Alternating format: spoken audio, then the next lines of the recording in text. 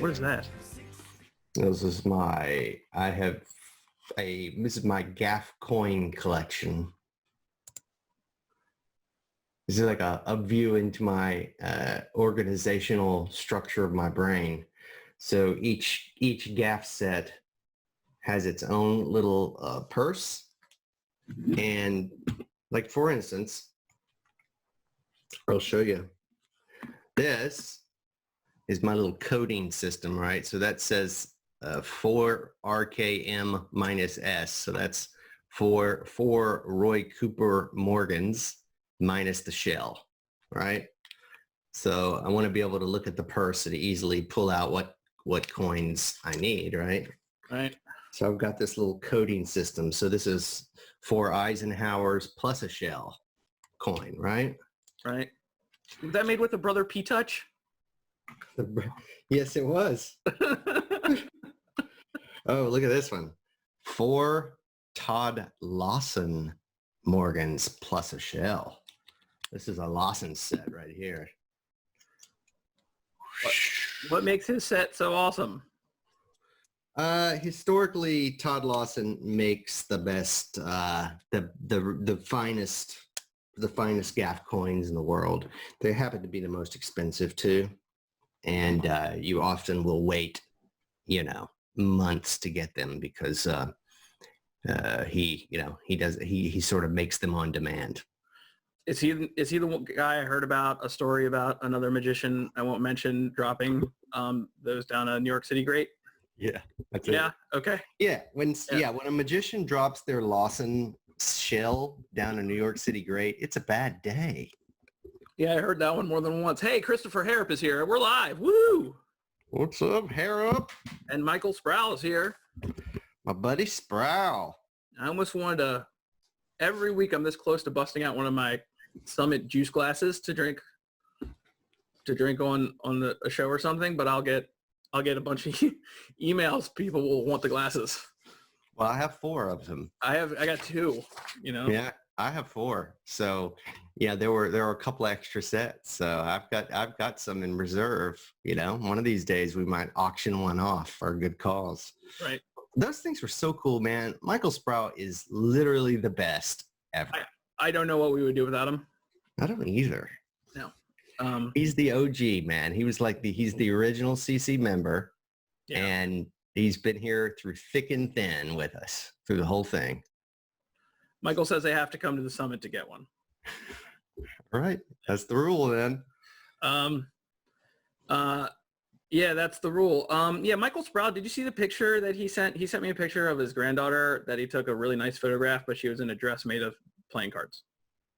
Yeah, I saw that. I laughed, actually. I thought it was pretty funny.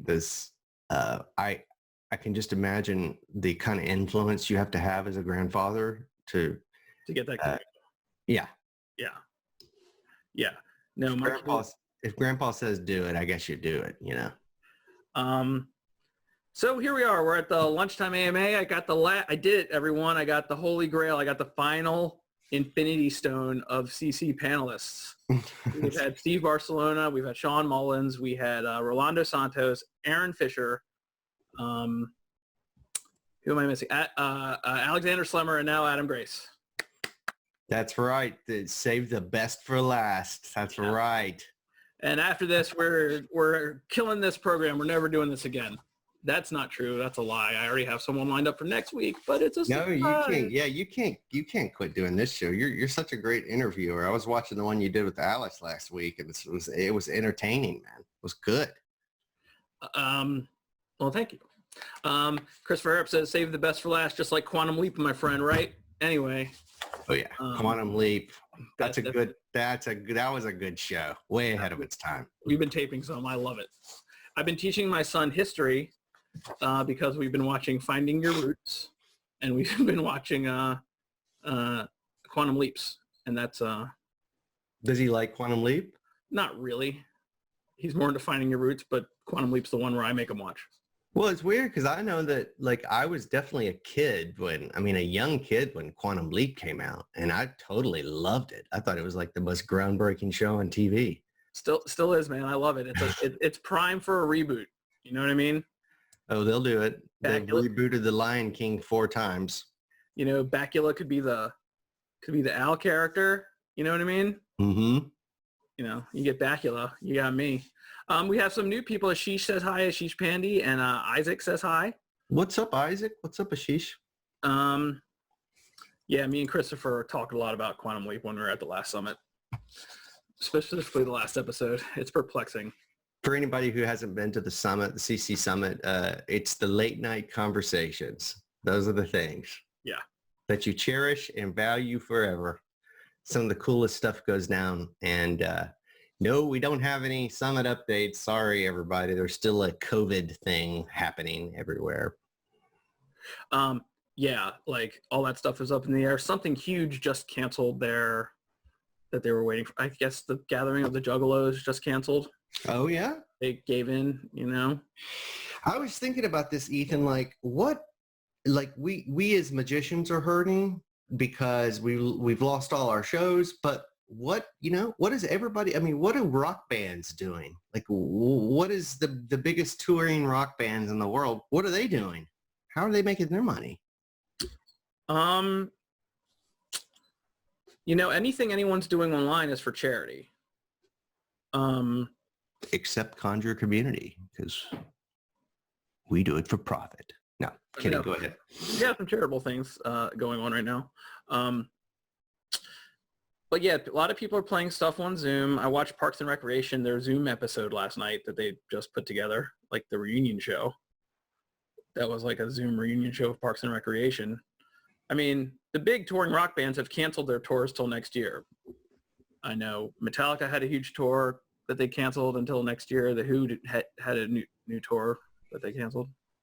Well, and mostly those guys can afford to sit on their laurels for a year without any problems. But, like thinking about like if I were trying to do what I was doing a few years back, going out, launching a major rock and roll band that has, label money behind it. I mean, the way they do it is put you out on the road in front of people and they build your audience grassroots one night at a time. And that's why you got to go do that. And, that's not happening. Like, and what year was that? I know that you were in a band, Truth and Salvage Company. Yep. Truth and Salvage. Made Truth and Salvage in a factory at a company. Yeah. Yeah. I have a sticker here somewhere. Nice silver one. I saw you on that tour. I think I saw you once, maybe twice on that tour at Wolf Trap in Virginia. Oh yeah. Yeah. That was towards the very, very beginning of when we were opening up for the Black Crows. Yeah. I remember that venue.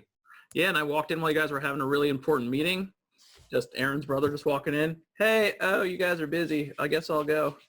Yeah, that was fun. What did I say? Yeah, go. Hey man, we'll be out to hang out. I was like, okay. Yeah, we used to have this thing where like before, so just so everybody knows, like when you're in a rock and roll band, everybody wants to be backstage. Like that is the whole deal, right? So they want to come to the show. They want to get to know you. They actually want to wear your skin.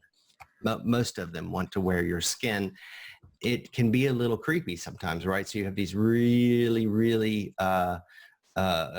super fans who really just want to be near you, and so they're going to come backstage, and you really don't want to say no because a lot of them are your friends, but they're friendly people.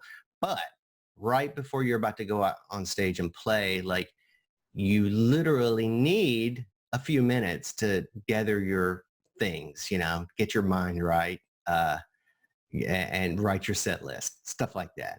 And so we had like total problems with that early on because we didn't know how to say no to people. So finally there was like a rule made where like we have to have 10 minutes before we go on and everyone must leave the dressing room. That is wives, girlfriends, included, all that, Yeah. That's probably what happened. You walked in that 10-minute warning. Did you guys do? No, you were having a meeting with a manager. It was very specific, like an A&R meeting. Yeah. Because it was Jimmy. Oh yeah. From Almost Famous. Yep. You're right. You're right. It was probably Angelus. Who? Oh, Pete Angelus. Who's that? So Pete Angelus was our famous manager who was also the manager for the Black Crows, or more specifically, Chris Robinson and Rich Robinson's manager. And then he also was he was also got his notoriety and fame from Van Halen. Okay. And he was responsible for pretty much breaking that band up, I would say. Breaking Van Halen up? Yeah. Well, he took their lead singer and got him a side career. So that California Girls video is his doing? He's in that video. He's in that video? Yeah, he directed that video. They played that thing so much. It was so weird. And you couldn't not watch it. And I was always wondering why the song was a song that was already a famous song. Like when you're a kid, you don't know that people do covers of stuff. Yeah. And you're just like, why is he singing California Girls? This is yeah. I know. I felt the same way about it too. Like it was a weird thing, but that song was a huge hit. Oh my gosh. This is like back before mashup. I mean, this is back before people took, like Ice Ice Baby, taking Queen's track, laying it over and doing a rap to it. Like I don't know what you're talking about. He wrote that. Vanilla Ice wrote that song. Ding ding ding ding ding ding ding ding ding ding ding. No, his is different because it goes ding ding ding ding ding ding ding ding ding ding. That's what he said in an interview. Are you telling? Oh wait, I don't know that. Are you telling me that Vanilla Ice claims that his is original? Not now. Back then. When people were like, "You've copied it," they're like, "He's like, I don't know. I changed a note." Yeah, before Suge Knight hung him out of a hotel balcony. That's a true story, isn't it? That did happen. Now, Michael Sproul had a music question for you. Yeah. He said, "How did you guys come up with the name Truth and Salvage Company?" So we had this thing. So we were this like community of musicians in Los Angeles, and we were all sort of right at the beginning of this brand new place called the Hotel Cafe. And at the time, so what's that? There's the sticker. Yeah, look at that. That's an OG sticker too. Sure is. And so right around the time that the Hotel Cafe was getting really popular and getting started, we were known as the family band. So we were like, the Hotel Cafe had this family of musicians and people that hung out there and had gotten that place on the map and all that. And so we were just the family band. But when we went to actually make it a business, when we got signed to our record label, Sony, when we got all those things put in place, there was some research done, and apparently the name The Family Band was owned by Prince. So we couldn't use it. Or if we tried to use it, we'd probably get sued, right? Right. So we had to begin looking for names, and we needed them quick. So we went through like hundreds of them, and finding band names, it's really tough. Like, it's not as easy as naming your magic routine that you just created.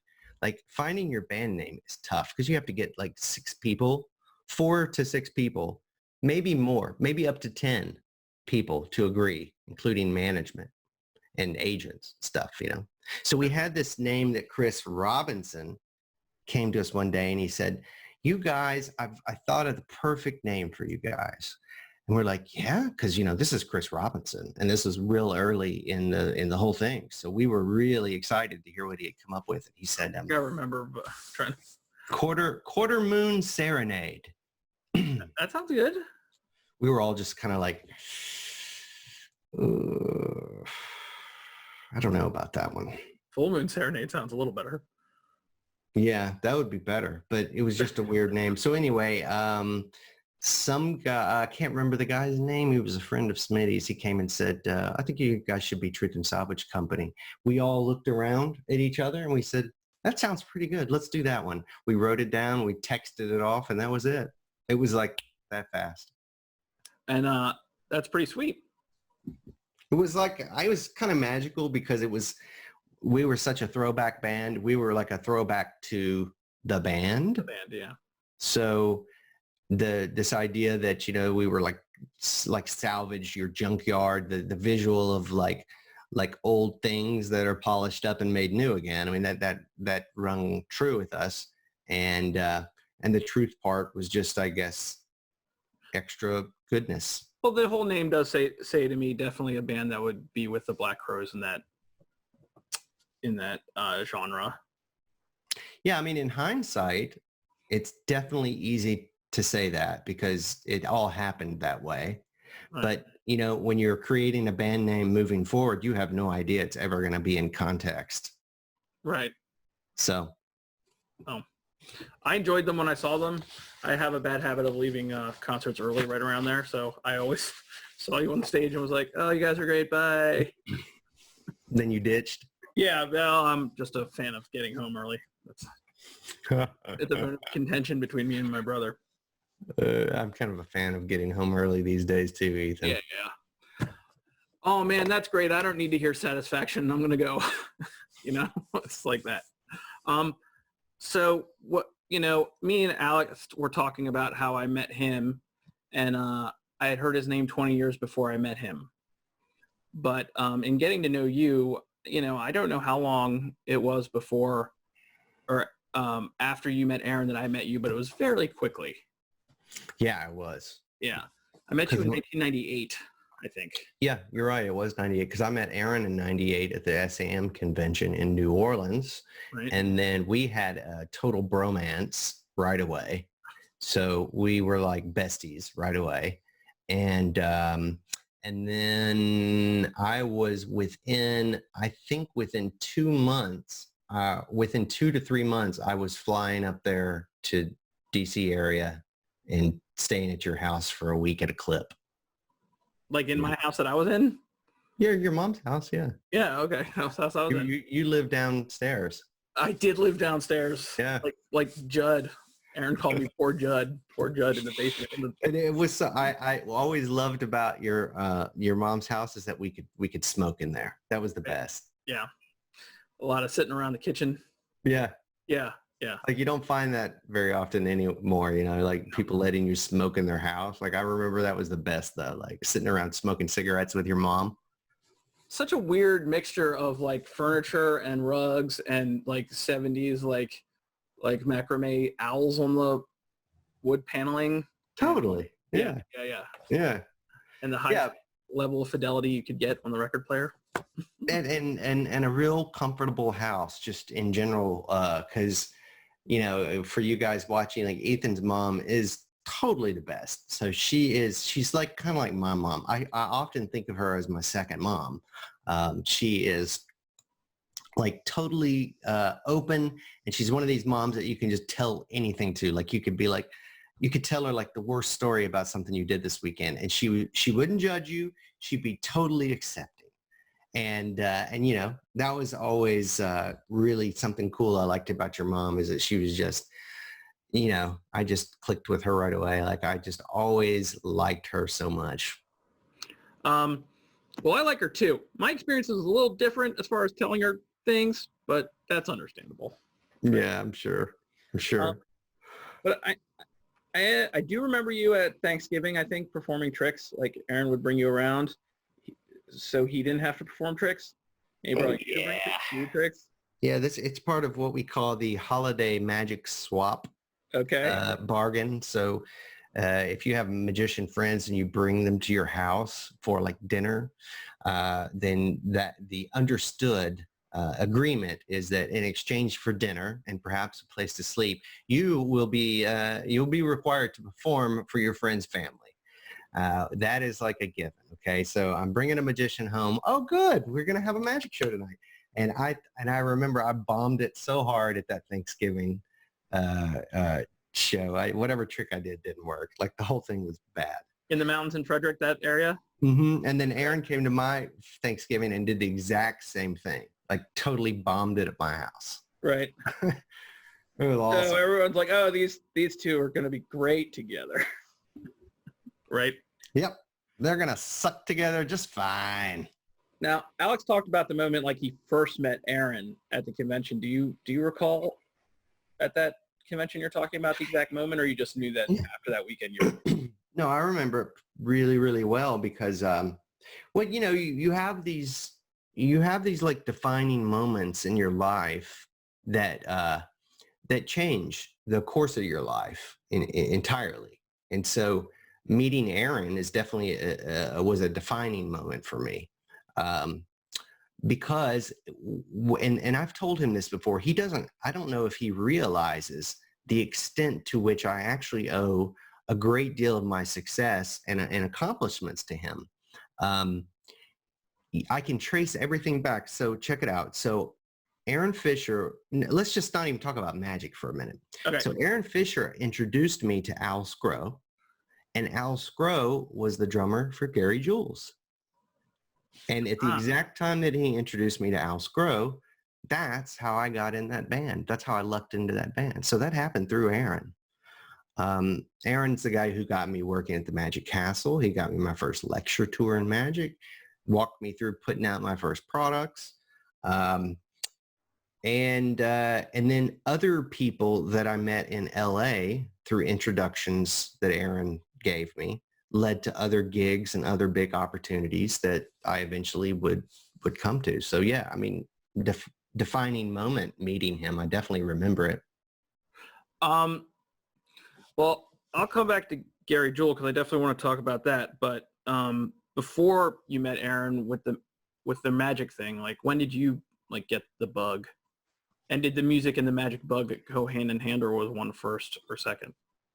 Like so I got started really young. I got started in magic when I was like 5 years old, and because my dad knew a few tricks or whatever, and so I would like I loved it as a kid, and my father really encouraged it. But I was one of these kids who I was a preacher's kid, right? So I was one of these. I was a really outgoing kid, like I was super outgoing, and I'm not saying it in a bragging way. Just looking back on it now, I happened to be as a child really, I guess, talented because I was able to pick up musical instruments very easily.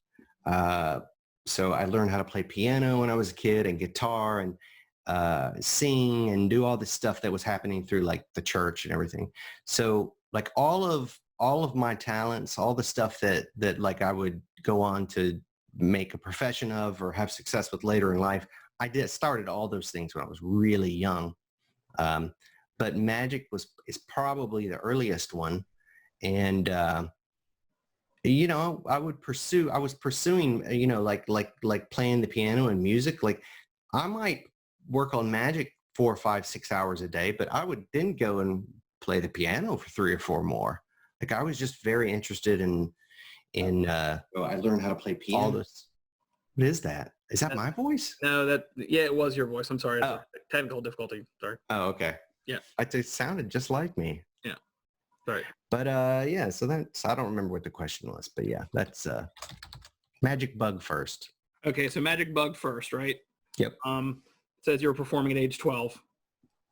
Yeah, somewhere around 11 or 12, I got my first gig doing like a Cub Scout show.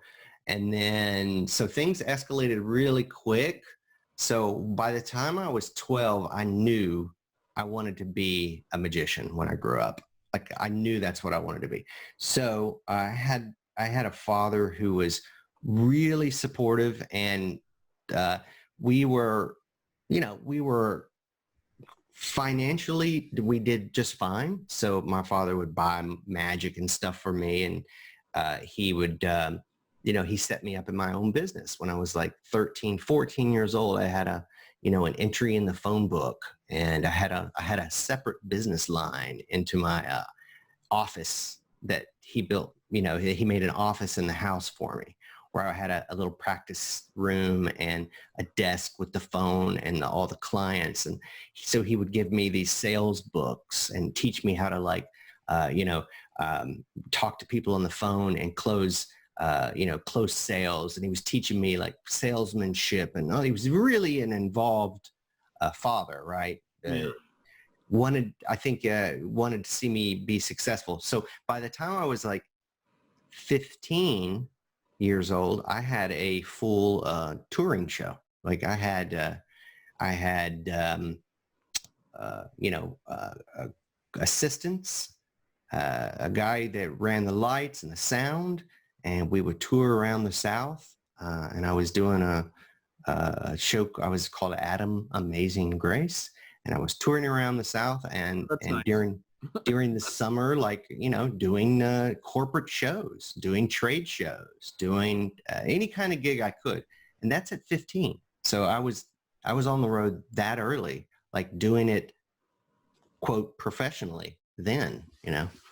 By the time I met Aaron, I had, way beyond doing all that. Like that, I had already moved to New York City and lived there and all that. So, but I remember meeting Aaron because, it was a real, he's told the story many times actually about what actually happened. So I'm not going to retell the story, but the night we met, we ended up hanging out that night, like all night long. We stayed up like all night, like drinking and Bourbon Street, and partying and stuff. And then, we hung out the next day, and then I stayed like another 3 or 4 days, called up my girlfriend at the time and said, hey, I'm not coming back home. I'm going to stay down here, and hung out with him. I came back home. Then I turned around 3 or 4 days later and drove back down there to hang out with him in New Orleans for another week. So we just had a total bromance, like immediately, What were you doing in New York? What about New York before that? Yeah. So like somewhere when I was probably about 17 years old, I knew I loved magic, and I still wanted to do magic and stuff, but I'd really more gotten the acting bug. Like I wanted to be a stage actor. And so, so I got accepted into a conservatory in New York City. And so I studied musical theater and acting in New York, and dance. Like I was in ballet and tap and jazz and all this stuff. It was like crazy, dude. So I was, the day, like I left high school, and 4 days later, graduating high school, I was in a car, we drove to New York City with my father and my best friend at the time. And he dropped me off on the side of the road, right at my, where I was going to be living, in my dorm. Yeah. And, I was a kid. I was a tiny kid, and I just got dropped off on the corner in New York City, in Manhattan. And he was like, son, have fun, do well, make me proud, later, and took off. I was just like sitting there on the corner with all my bags. What do I do now? Right. So, so I went there. I went to school there for a couple of years, and then I started auditioning, and I was doing magic, and as my day job, I was doing magic shows and street magic and busking, and trying to work my way up and auditioning, and living that whole life. But the story I like to hear it again, is you've seen cats a lot. Oh my Lord, I have seen cats so much, Ethan.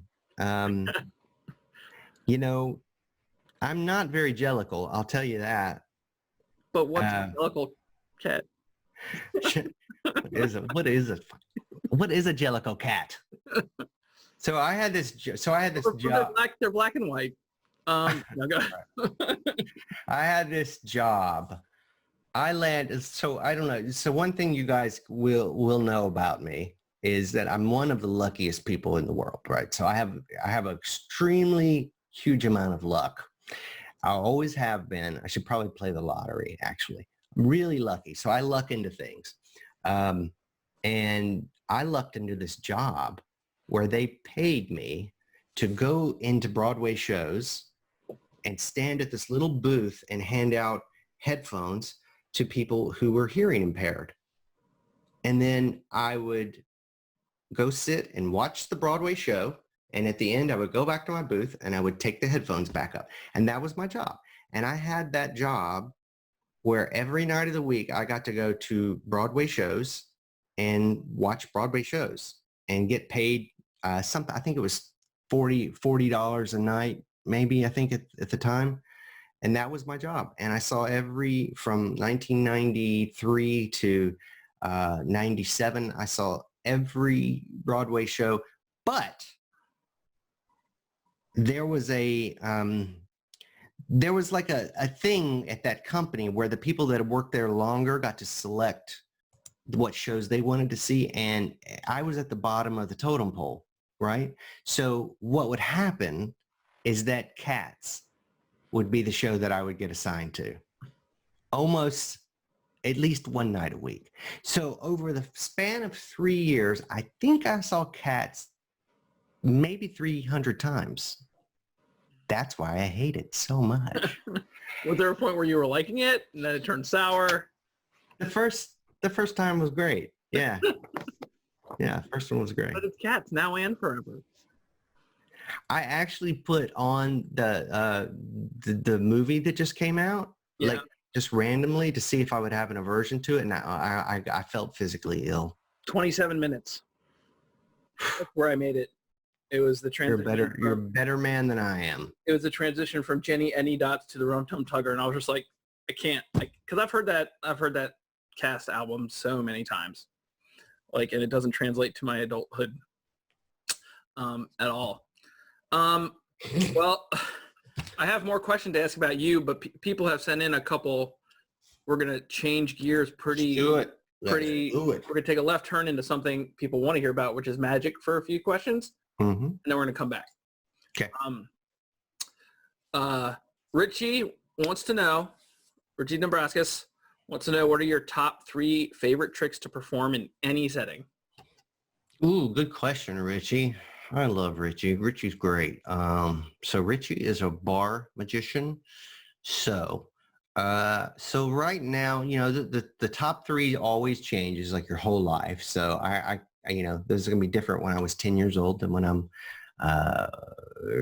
40. I'll be 45 years old next month. So, or this month. It's already May. May 16th is my birthday, in case anybody wants to send me something. I'm May 10th. Anyone?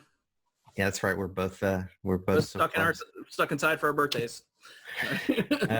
So my top 3 right now is definitely transient coin. That's like one. It's been forever. If you don't have transient, you should buy it. It's pretty incredible. And then I actually, believe it or not, the lot of the material that I do, I've taught on in the back room. I know that's hard to believe. In CC. So Voodoo card is one of my definite top 3 go-tos, with the impact, the power of that, and the reaction that gets. And then I've got a couple that I've never shared that are still, we always have to hold like 1 or 2 things back. So I have a trick that has to do with touch. We'll just leave it at that. Okay. Yeah. I have a follow-up on that one. You guys just did, in the past year, did the Magic Castle again for their awards show, right? Yeah. And you actually performed, right? Oh, yeah. And which room were you in? I was in the parlor, and Aaron was in the close-up room. And what did your set basically, without giving too much away, was it I can tell you everything I did. I opened up with a gag. I got a big laugh. I did transient coin. That was my opener at the castle.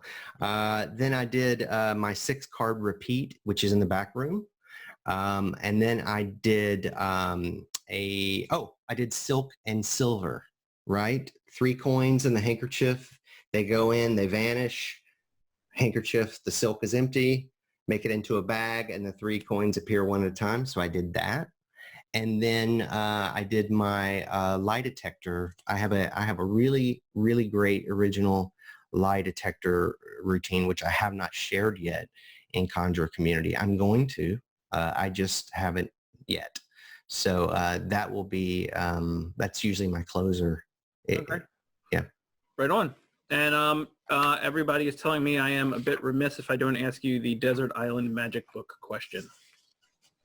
What's the question? You're on a desert island. You've crashed on a plane. Oh, right. You've escaped a smoke monster. You are alone.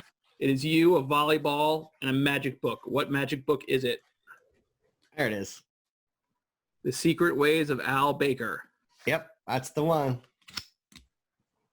That's the book, baby, right there. Is that because it's so many pages you might be able to use it for fire? Yeah, right.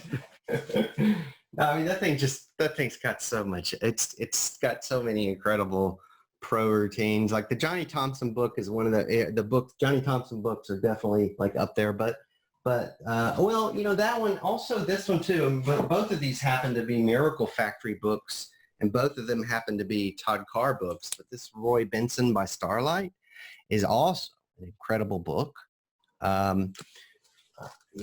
Actually, dude, I gotta tell you, I like all his books. That's why it's a desert island question. You can only choose one. Hey, look, this book on Robert Houdin is incredible, and this Cardini book is incredible. But no, I would choose The Secret Ways of Al Baker. Okay. That would definitely be my choice. I've gotten so much professional material out of that book, and I keep going back to it time. It's got hundreds of tricks in it. It's incredible. And does it go into like scripts and all that kind of stuff too? If you like the kind of old style of presentation from the 1950s, sure. Doesn't really translate. Some of it doesn't. Like that would be a good Wednesday night. Just us performing, you guys performing tricks with the exact same scripts. Yeah. The original scripts. Yeah. No, it really would be, because some of the jokes in those when you read those old scripts, some of those jokes I don't even see how they played, but I can almost imagine everybody going, politely laughing at some of the jokes that are in there, but they're just not funny. Probably use words like haberdashery. Yes. I was walking down to the haberdashery the other day. Yeah. Yeah. Swung by the apothecary and got my cough mixture, cocaine, and whatever it is. I actually love that though. The old, I love the idea and just the whole presentations, the whole idea of magic way back when, like in the days of old. Like there's something, of course it's long gone now. Technology has ruined most of all secrecy, but that whole backroom, secret backroom magic stuff that is so the quintessential about when people think about magic. I mean, that stuff is there's an allure that will always be there that makes you kind of crave that. It's just cool. It's just really cool. Speaking of patter, Joe Babcock wanted to ask you a question. How do you personally go about scripting patter for tricks and making them your own? Yeah, so I used to worry about this a lot. So when I was working the Magic Castle for many years, living in Los Angeles, my main thing was, and to sort of preface this, I'll say that this was a very creative time in my life, but also the magicians who were working in the castle at the time, who were in the rotation, were people like Derek Delgadio, Aaron, obviously Fitzgerald, Rob Zabrecki, and all of these people were very concerned about creating their own character, their own unique take on magic. So mostly you would not see tricks in those people's shows that anyone else was doing. And that was really the main focus back then for me, was making sure that the stuff I was presenting at the castle was really original, like super original. So I was completely wrong though, because originality is overrated in magic. I mean, it just is. You can take any trick that's a great classic trick, hopping half is a good example, and you can put minimal patter with it, and you can get really every ounce of juice that you need out of it. I mean, what you say does not have to be that original, and that's my approach. My thinking on that has changed, which is why when I go back to the castle these days to perform, I am still going to try to put a couple of original things in there, or maybe one, but mostly I'm going to stick to stuff that I know that works, that's visual. And in terms of the patter, I just, I'm going to always approach everything completely different because I don't really, I don't think of patter till the very last thing. Like that's always the last layer that goes on top of it. And then, of course, I'm always trying to be funny in my shows. So it's I've got to try to find conflict. I've got to try to find resolve in there, and then, or the resolution of conflict. I've got to try to do all those sorts of things that are going to make it feel original when the trick's not really original. Nancy Anderson has a question. Hi, Nancy. Hi, Nancy. She wanted to know who was your mentor during those years you performed at the castle. Right. So a lot of the guys that when you work at the castle, you have access to the old guys, to the old guard. So you have Billy Goodwin, who's there. Yeah. So you've got Billy Goodwin, and back in those days, you still had you name them. I mean, each and every famous magician who is anybody, from Gaetan Bloom to what's his name, to Michael Lamar. These guys are going to come through the circuit and work the castle, and you're going to have access to them. They're there for a week, and they're going to be bored by day 2. So they're basically just there to work and hang out and have fun and mentor and jam. So they were all, during that specific time, they were all my mentors. But there was no one specific at that period in my life. Certainly as a child, I had key mentors, but not in that it was everybody during that time. Aaron's my mentor still, He's mine too. Okay. So back to your life. I'm a big TV movie guy, and people ask me without a doubt, what are my favorite movies of all time? My favorite movies of all time are, if anyone knows, my dad took me to see Goodfellas when I was 10, which he still doesn't like to admit. A couple years before that, he took me to see Rocky IV, which is one of my favorite movies of all time. But later in life, a couple movies as I was growing into movies changed my life, like The Fifth Element, which is a movie you and I have in common. Yeah, that's one of my top 3. Yep. Yeah.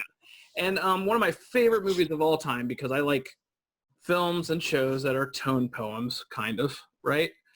So The Leftovers is my favorite TV show. One of my favorite all-time movies is Donnie Darko. I love Donnie Darko. Aaron told me something about you and Donnie Darko, and when he told me, I lost my mind. And I was like, can I talk to him? And Aaron was like, no, be cool. Don't say anything. I was like, okay. So I brought it up to you once before. I have coloring pages of Frank the Bunny some here. So please tell me about your connection to one of my top 5 favorite movies of all time. Right. So, okay. So the very first band that I lucked into when I moved to Los Angeles was a band called Gary Jules and the group Rules, or just Gary Jules. If you look him up, you'll find that he has a cover that we did called Mad World, and it's a cover of a Tears for Fears song. But when Tears for Fears did it, it's a full production song. Gary's whole production of it, and our take on it was it's a piano only melody that has some bass bowing, stand-up bass bowing sounds in there, and it's a very dark, mysterious, kind of sad song, and it is used as the focal point in the movie for the climax of that movie. And the movie combined with the moment in that movie combined with that song is the merging of 2 perfect art forms together, because that scene is incredible, Yeah, and it only happens, a couple times in movies. I think Trainspotting has like 3 or 4 of those moments.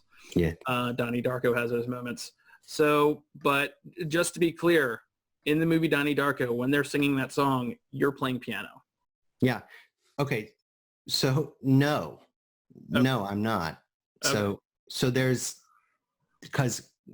two. All right. So in the actual movie itself, that's actually Gary Jules playing the piano. Okay. And I believe, now I could be wrong about that. It's not me. I recorded I came in right after that deal was signed is when I came into the band. Yeah. And so when we subsequently recorded it, it got re-released. I was playing on the piano, but you're not, there's no like creativity there. You're actually playing the notes that are in front of you, you know? Right. So I didn't make that up. I didn't write that. I had very little to do with that becoming what it was, but I lucked into being the piano player for the band at the exact time when that song went to number one. Right. And, a lot of people don't know, like in the UK, Christmas number one is a big deal. The movie's much bigger in the UK than it was here. Yeah. Oh yeah. Huge. Yeah.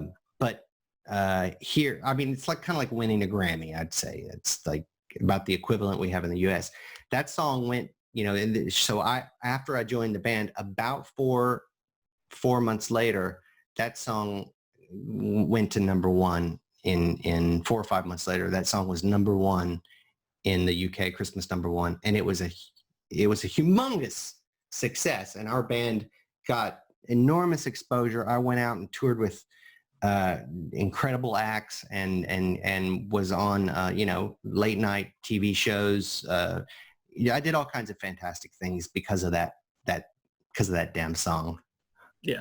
Yeah. And when I heard the Tears for Fears version, I was like, wait a second. And I didn't. Anyway, I love that story. There's one more piece of Hollywood history I want to cover with you before we talk about some CC stuff, which is you're in a movie called Shade. And I just want to get just a little bit of background of you going to LA, your experiences in that kind of world, and if that ties into making that and anything about. I just want Tandy Newton stories.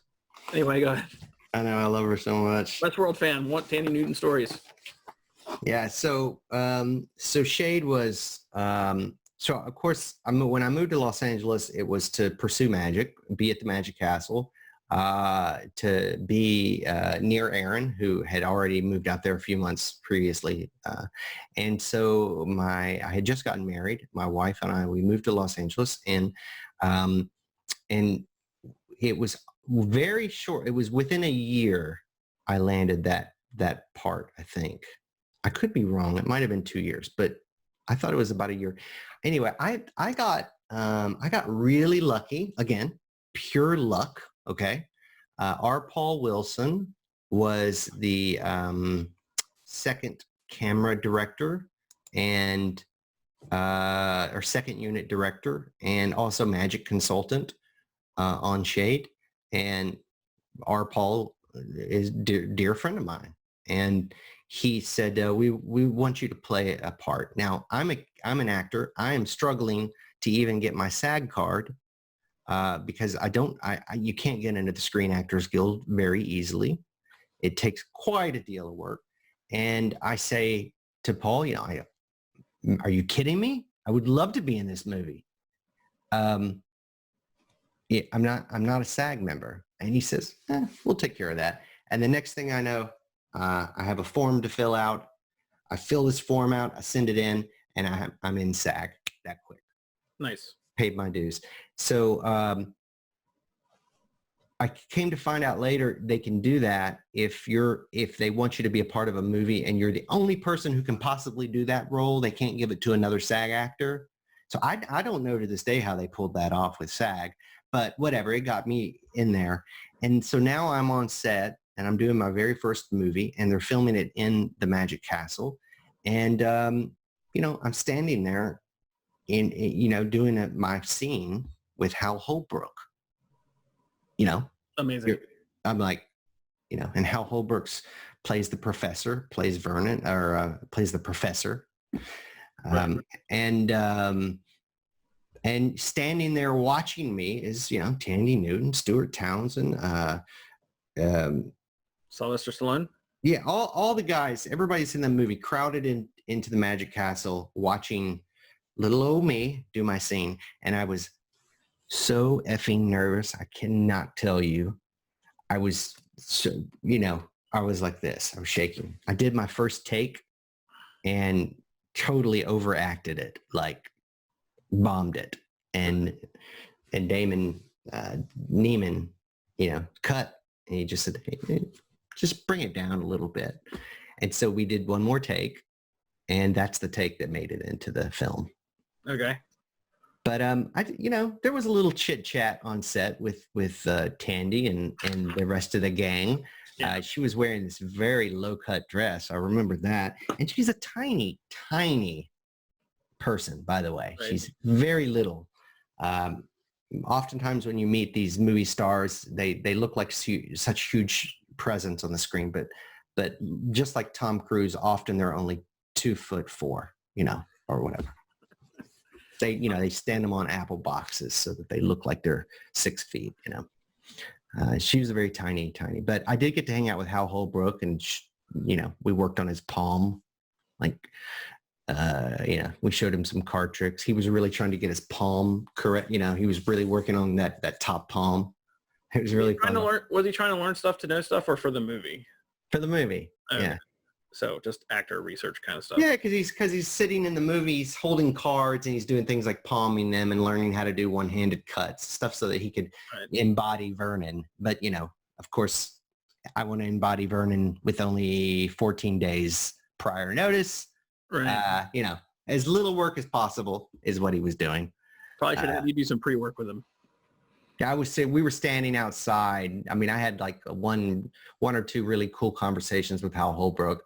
One, we were talking about the palm, and he was showing me how he was doing it, and I showed him how I was doing it, and somebody snapped a picture. There's a picture of Hal Holbrook and I, and you could see the palmed card in his hand because we were just talking about that. But that was like one of the coolest things ever, man, being in that movie and having, a line, like an actual line that they could have easily cut out of the movie, but they kept it in. And apparently the story of what happened to me in that movie is actually a true story. That actually happened to someone. What happened to you? I mean, I haven't seen Shade.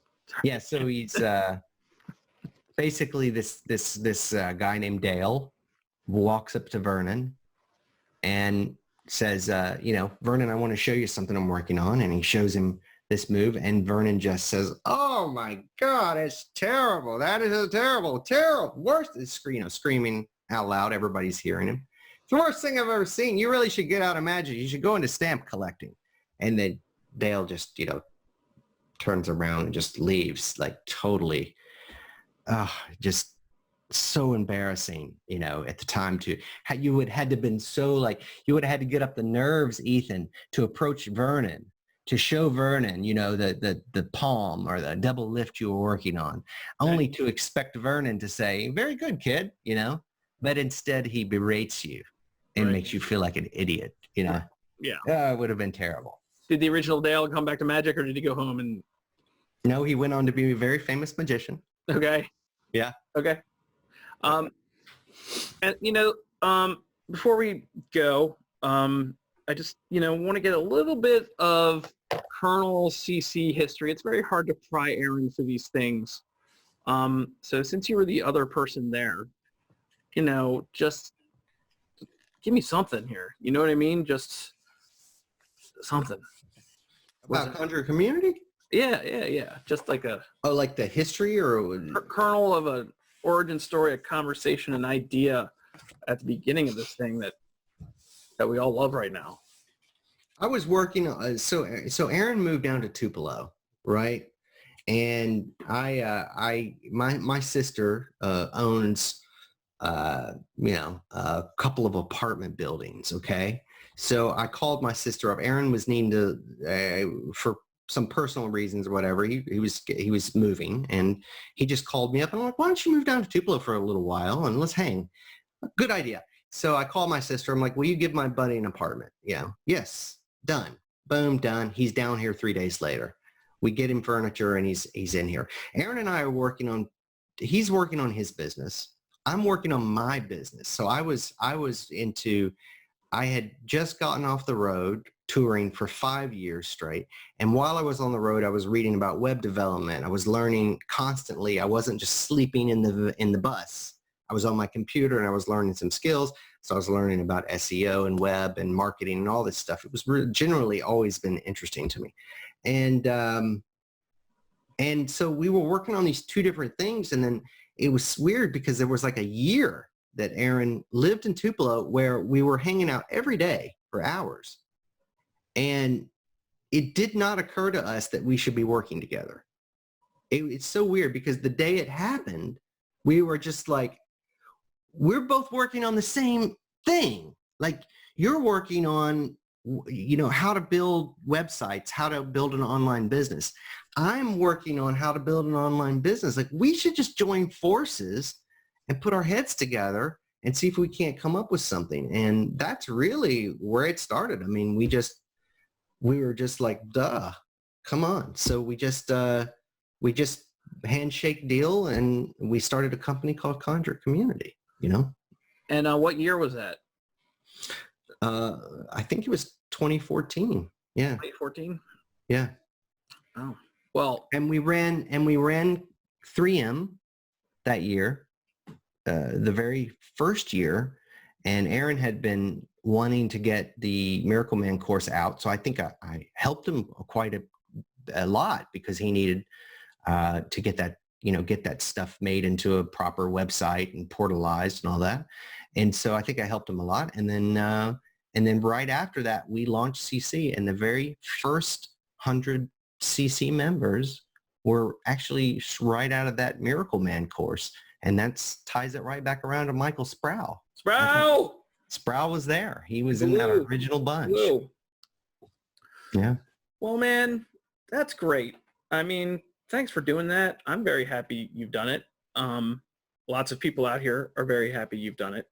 And, thanks for coming on the show. Thanks for coming on the Lunch AMA, I love your Lunch AMAs, man. They're awesome. You keep them up. Yeah. I guess that's it for today. I want everyone to have a good weekend. I always sign off with the same thing, which is take care of yourselves and each other. No. That's Jerry Springer.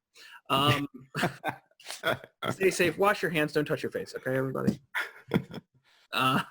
Thanks for coming. We'll see you next Friday. I have a special guest in the pipeline, and we'll let you know about it like the day before. We get enough emails. Look for Facebook. I'll let you know. Thanks, everybody. My friend Smitty's got some questions. Smitty's got some questions.